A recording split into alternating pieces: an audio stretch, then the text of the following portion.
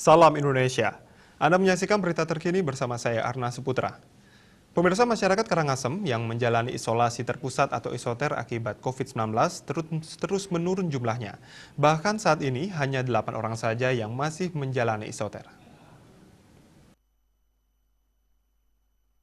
Bagus Ketut Arimbawo mengatakan jumlah warga yang menjalani isoter di tempat yang disiapkan pemerintah setiap harinya terus mengalami penurunan. Saat ini hanya tersisa beberapa orang saja menjalani isoter. 8 orang yang masih menjalani isoter itu tersebar di 2 tempat, yakni 1 orang ada di Amet Cafe dan 7 orang di Baisor. Sebelumnya ada 9 orang yang menjalani isoter, 1 orang sudah diperbolehkan pulang.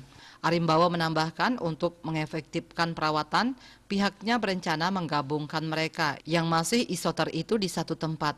Selama menjalani perawatan, mereka diberikan pelayanan terbaik, mulai dari makan, obat, dan vitamin sesuai kebutuhan dari Dinas Kesehatan. Mereka diberikan konsumsi sebanyak 3 kali dalam sehari. Eka Parananda, Bali Pos melaporkan. Untuk mencegah penyebaran COVID-19, ingat pesan Ibu soal terapkan 3M, wajib memakai masker, wajib mencuci tangan, dan wajib menjaga jarak, serta wajib menghindari kerumunan.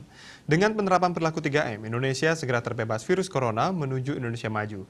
Dan update terus informasi Anda dengan subscribe dan like YouTube channel Bali TV @newsbalitv. Tetaplah bersama Bali TV. Salam Indonesia.